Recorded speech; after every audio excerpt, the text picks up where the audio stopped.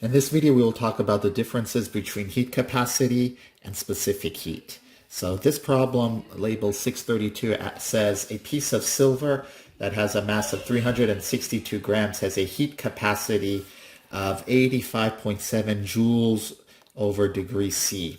So it's important to recognize what is heat capacity versus what is specific heat. They're both constants that are dependent upon a specific material. Here, the material for this problem is silver. So just look at the units will give you an idea of what heat capacity is. Heat capacity is the amount of energy in joules required to raise the temperature of a substance by 1 degree C. Henceforth, heat capacity has units joules over degree C. Now, specific heat is specific for 1 gram. So while the units of heat capacity, we'll call this big C, is joules over degree C, the units of specific heat, we'll call that S,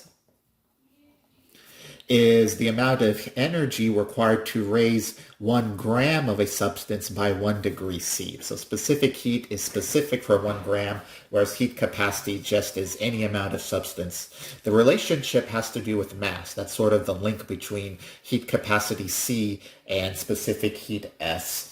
So that relationship is actually your heat capacity, capital C, is equal to the mass of the substance times specific heat, lowercase s. So that's the relationship. So this is 85.7 joules over degree C. And then the mass m of that substance is 362 grams. 362 grams.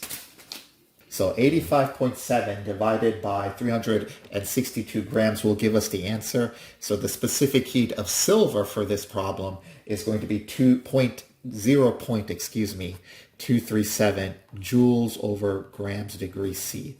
All right, so now lowercase s, to raise the temperature of 1 gram, very important distinctive point here, to raise the temperature of silver by 1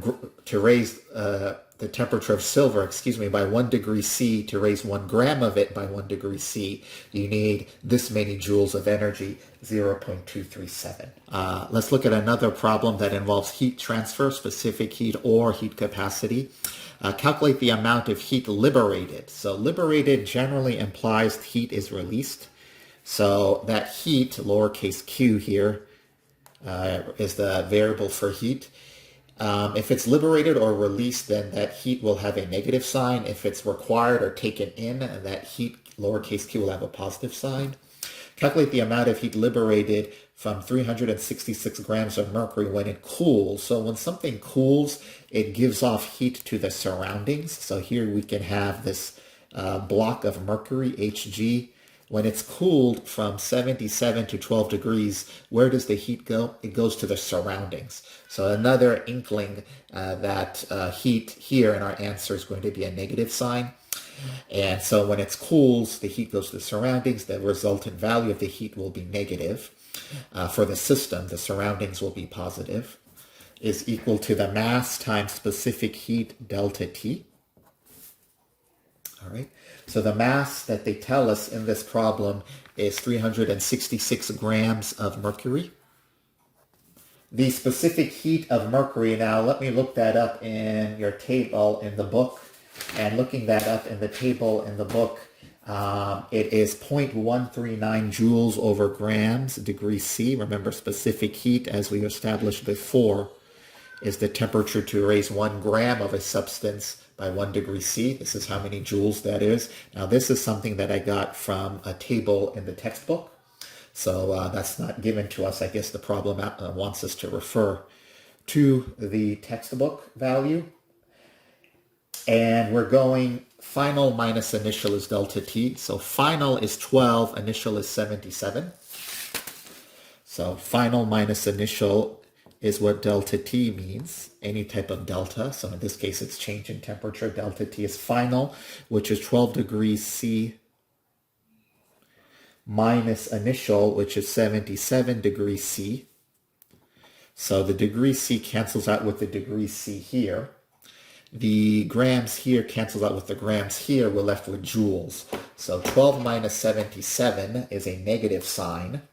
That's minus 65 degrees C times a 0.139 for our specific heat, and that value times 366, and we get an answer of minus 3,306 joules. Okay, notice the minus sign, which again symbolizes that energy, heat is released. It is released from the mercury, which we're going to call the system, to the surroundings, which is the universe. Anytime that happens, when the system gives off heat, the calculated Q heat will be negative. And that's also another way of saying if this was a reaction, an exothermic reaction.